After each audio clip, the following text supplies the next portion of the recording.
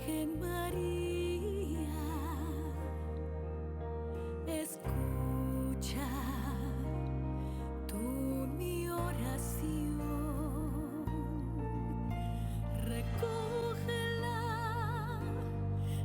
entre tus manos, preséntala ante el Señor. Ave María Purísima, saludos queridos televidentes, bienvenidos a este su programa María, Corazón de la Iglesia, desde el corazón de la Madre al corazón de todos los seguidores de Jesús. Este es el programa de la Madre de Dios para todos sus hijos que desean amarla, conocerla y darle aquel lugar que ella recibió de Dios en su plan maravilloso de salvación. Con ustedes les habla el Padre Luis Alberto Colón Rivera de los Esclavos de la Eucaristía y de María Virgen del Santuario Mariano de Schoenstatt, Magnificat. El tema del programa de hoy es el Magnificat de María. En nuestro programa anterior tuvimos la oportunidad de acercarnos a la figura de la Santísima Virgen en el Evangelio de San Lucas. Hoy queremos darle en nuestro programa un lugar especial al Magnificat, ese canto jubiloso que es la manifestación del alma de la Madre del Señor. Podríamos afirmar que el Magnificat nos permite adentrarnos en el alma de María, en los sentimientos purísimos de su inmaculado corazón, en la manera como ella meditaba y hacía suya la palabra de Dios. En definitiva, entramos por el Magnificat en el ámbito más profundo de la Virgen, la de sus relaciones con Dios, cómo ella le ha experimentado en su vida y cómo ella nos enseña a sostener una relación personal e íntima con el Dios que mira la pequeñez de su esclava. Además, es importante acercarnos al canto del Magnificat de la Virgen, porque él forma parte de la vida oracional de la Iglesia. Cada tarde, cuando la comunidad cristiana, sea de manera personal o comunitariamente, se reúne para rezar la liturgia de las horas en vísperas, el canto del Magnificat viene a darnos un clima de serena y jubilosa gratitud por las cosas grandes que Dios ha obrado en nosotros. Y es precisamente con la oración del Magnificat que la Iglesia agradece al Señor, rememora sus obras en favor de los que le aman y celebra su misericordia. Pero vayamos al relato que nos entrega San Lucas en su Evangelio, en el capítulo primero, en los versículos 39 al 45. El ángel Gabriel había revelado a la Madre del Señor que su pariente Isabel, anciana y estéril, ya estaba de 6 meses para dar a luz a su hijo, Juan el Bautista. Entonces dice, presurosa, nos va a decir el texto, sube María desde Nazaret hacia la región montañosa de Judá, a un pueblecito que la tradición ha identificado con Aim Karim, a unos 6 kilómetros escasos de Jerusalén. Esto suponía unos 3 a 4 días, 5 máximos de camino desde Nazaret para llegar a la casa de Zacarías y su prima Isabel, donde permanecerá unos 3 meses. San Juan Pablo II nos diría, María, inspirándose en la tradición del Antiguo Testamento, celebra con el cántico del Magnificat las maravillas que Dios realizó en ella. Ese cántico es la respuesta de la Virgen al misterio de la Anunciación. El ángel la había invadido, invitando a la alegría. Ahora María expresa el júbilo de su espíritu en Dios, su Salvador. Su alegría nace de haber experimentado personalmente la mirada benévola que Dios le dirigió a ella, criatura pobre y sin influjo en la historia.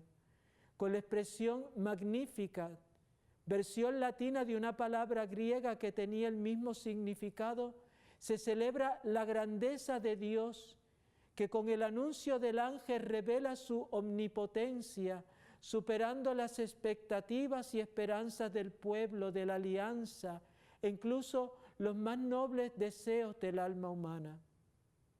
San Lucas tiene presente, al contar este relato, otro episodio bíblico que recoge el libro segundo de Samuel en el capítulo 6, donde narra el traslado del Arca de la Alianza realizado por el rey David hasta Jerusalén. Por razones inesperadas, el arca vino a reposar por 3 meses en la casa de Obededón. Y dice el texto sagrado en el versículo 12 que Yahvé ha bendecido la casa de Obededón y todas sus cosas a causa del arca de Dios. El paralelismo es claro. María es el arca de la nueva alianza y fuente de bendiciones de Dios para su pueblo. Recordemos cómo el arca de la alianza era el lugar donde se manifestaba la gloria de Dios. Su diseño fue dado a Moisés por el mismo Yahvé. Por tanto, no fue obra de una iniciativa humana. El arca se custodiaba en el lugar santísimo, reservado solo a Dios. En ella se guardaban las 2 tablas de la ley, los 10 mandamientos, la vara de Aarón y en tercer lugar el maná con que el Señor alimentó a su pueblo durante 40 años por la travesía del desierto hasta tomar posesión de la tierra prometida. Todo este atributo del Arca de la Alianza tiene presente Lucas, aplicándolos a la Santísima Virgen, en la que ella guardaba al mismo Dios viviente en su seno purísimo.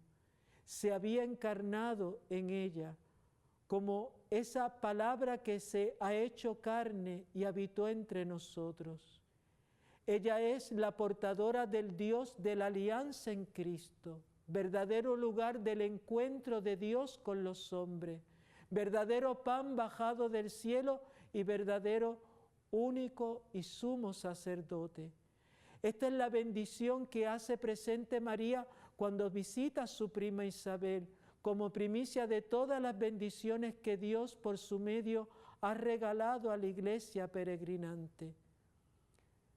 Por lo tanto, qué maravilla nos está sugiriendo San Lucas en su Evangelio, María, arca de la nueva alianza. Vamos a hacer una pausa en este su programa, María, corazón de la Iglesia, y dentro de pocos momentos estaré nuevamente con ustedes. María, dulce Madre del cielo, refugio, María, Madre de consuelo. De regreso a este su programa, María, corazón de la Iglesia, desde el corazón de la Madre al corazón de todos los seguidores de Jesús. Con ustedes el Padre Luis Alberto Colón Rivera, de los Esclavos de la Eucaristía y de María Virgen, del Santuario Mariano de Schoenstatt Magnificat. Este es el programa de la Madre de Dios para todos sus hijos que desean amarla, conocerla y darle aquel lugar que ella recibió de Dios en su maravilloso plan de salvación. Nuestro tema de hoy es el Magnificat de María. Veíamos en el primer segmento de nuestro programa el ambiente donde se gesta este canto de amor de la Santísima Virgen hacia Dios, que ha intervenido en ella de una manera única y sorprendente. Vamos pues poco a poco a meternos en el alma y en el corazón de la Santísima Virgen a través de este canto inspirado por el Espíritu Santo. Pero antes señalemos que, aunque sea de paso, su estructura interna, que de ninguna manera nos hará apreciar la riqueza escondida de este canto de amor nacido de nuestra Madre y Reina, los diversos intentos de dividir el himno coinciden al menos en reconocer 2 grandes partes, aunque no claramente distintas, que tienen en su centro la acción de Dios. La primera parte se caracteriza por las partículas mi y me, es decir, que se refiere a la persona que canta, la Virgen. Proclama mi alma, se alegra mi espíritu, mi Salvador. Desde ahora me felicitarán todas las generaciones, y así por el estilo. La segunda parte evoca la historia de Israel, o mejor, las grandes actuaciones de Yahvé en la historia de la salvación. Y comienza en el versículo 50, y su misericordia llega a sus fieles de generación en generación. Sigue a continuación el reencuentro de los grandes hechos realizados por el Señor, el que hace proezas con su brazo. Esta es pues la estructura global que subraya las intervenciones divinas en una sola persona, y después en la historia general, concretamente en la historia de Israel. La sutileza de los estudiosos de la Biblia tratan de determinar cuál es el versículo concreto que sirve de separación en este análisis, y van a decir que se trata del versículo 49, su nombre es santo. En la santidad del nombre, por lo tanto, de la persona, entendida como poder, se resumiría la acción de Dios con María y la acción de Dios en favor de la humanidad. Por tanto, frente al Señor potente y misericordioso, María manifiesta el sentimiento de su pequeñez, proclama mi alma la grandeza del Señor, se alegra mi espíritu en Dios mi Salvador, porque ha mirado la humillación de su esclava. Así comienza el Magnificat. María presenta su situación de pobreza y la conciencia de su pequeñez ante Dios, que con decisión gratuita puso su mirada en ella, joven humilde de Nazaret, llamándola a convertirse en la madre del Mesías. Dice San Juan de la Cruz que el mirar de Dios es amar y hacer merced, es decir, es amar y tener misericordia. Así se siente Nuestra Señora la Virgen, abarcada por esa mirada divina en la que ha derramado el Señor de manera inusual su misericordia. Tomemos en cuenta el relato del encuentro de Jesús con el joven rico del Evangelio en San Marcos. Nos dice el evangelista que cuando Jesús tuvo a aquel joven frente a sí, lo miró y lo amó. Y es que Dios no puede dejar de ser lo que Él es. Él ama, y ama infinitamente, incluso como nos muestra tantos detalles de la Sagrada Escritura. Nos ama apasionadamente.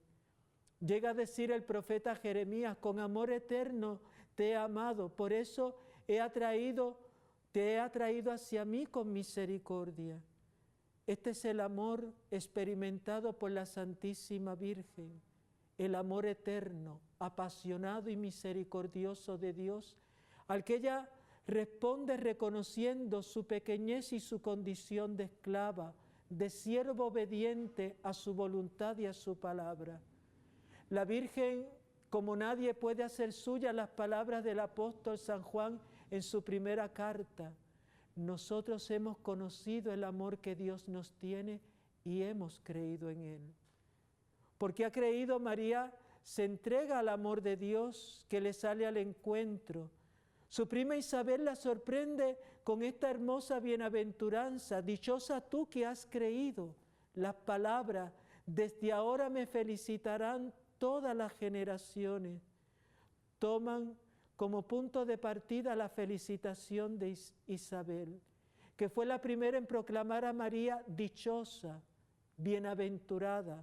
El cántico, con cierta audacia, predice que esa proclamación se irá extendiendo y ampliando con un dinamismo incontenible. Al mismo tiempo testimonia la veneración especial que la comunidad cristiana ha sentido y siente hacia la Madre de Jesús ya desde el siglo I. El Magnificat constituye, por lo tanto, la primicia de las diversas expresiones de culto transmitidas de generación en generación con las que la Iglesia manifiesta su amor a la Virgen de Nazaret. Es triste la actitud mezquina de algunos cristianos que creyendo salvaguardar el honor que se le debe solo a Dios, arrojan sobre María improperios, calumnias atroces y vulgares palabras. Pero el Espíritu Santo, que inspira las palabras que salen de la boca de la Virgen, nos dice todo lo contrario. Desde ahora me felicitarán todas las generaciones. Y es que en el fondo, como la misma Virgen ha afirmado en su canto ardiente y enamorado del Magnificat, los que la felicitan y han felicitado y la felicitarán en el discurso de los siglos, no hacen otra cosa sino proclamar la grandeza de Dios. Si nos damos cuenta, la primera realidad inspiradora de su cántico es la constatación de la acción de Dios en su propia vida. Su historia personal es, podríamos decir, un lugar teológico. María alaba al Dios de su vida, el que ha obrado maravillas en su favor. Estamos frente a la Virgen orante, porque el Magnificat es la oración por excelencia de María, la oración de los pobres de Yahvé. Qué maravilloso, hermanos. Seguiremos meditando en su programa, el Magnificat de María. María, dulce Madre del Cielo. María, Madre de Consuelo. Ave María Purísima, de regreso a su programa María, Corazón de la Iglesia, desde el corazón de la Madre al corazón de todos los seguidores de Jesús. Con ustedes el Padre Luis Alberto Colón Rivera, de los Esclavos de la Eucaristía y de María Virgen, del Santuario Mariano de Schoenstatt Magnificat. Este es el programa de la Madre de Dios para todos sus hijos que desean amarla, conocerla y darle aquel lugar que ella recibió de Dios en su plan maravilloso de hoy. Vamos tratando en este día el tema el Magnificat de María. Nos hemos detenido a saborear esa primera parte del Magnificat donde nuestra Madre la Santísima Virgen nos hace entrar en su gozo. Se alegra mi espíritu, dice, en Dios mi Salvador. Hay en estas palabras un secreto que si lo llegamos nosotros también a descubrir en nuestra propia vida, estoy seguro que nos contagiaremos de la inmensa alegría que experimentó la Santísima Virgen. Cuando ella dice, Dios mi Salvador, se está haciendo referencia al Dios de la alianza, a Yahvé. Pero recordemos que la palabra Jesús, Yeshua, en hebreo, significa Yahvé salva o Salvador. Por tanto, la Virgen de alguna manera está diciendo, se alegra mi espíritu en mí Jesús. ¿No es hermoso, verdad? Ella experimenta en primera persona la acción salvadora de Dios, que es la fuente de su alegría en Jesús. Y es así también como ella quiere enseñarnos a que la vivamos nosotros.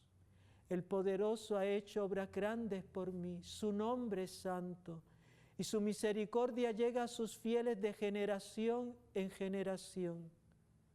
¿Qué son esas obras grandes realizadas en María por el poderoso? La expresión aparece en el Antiguo Testamento para indicar la liberación del pueblo de Israel de Egipto o de Babilonia. En el Magnificat se refiere al acontecimiento misterioso de la concepción virginal de Jesús, acaecido en Nazaret después del anuncio del ángel. En el Magnificat, cántico verdaderamente teológico, porque revela la experiencia del rostro de Dios hecha por María, Dios no solo es el poderoso, para el que nada es imposible, como había declarado Gabriel, sino también misericordioso, capaz de ternura y fidelidad para con todo ser humano.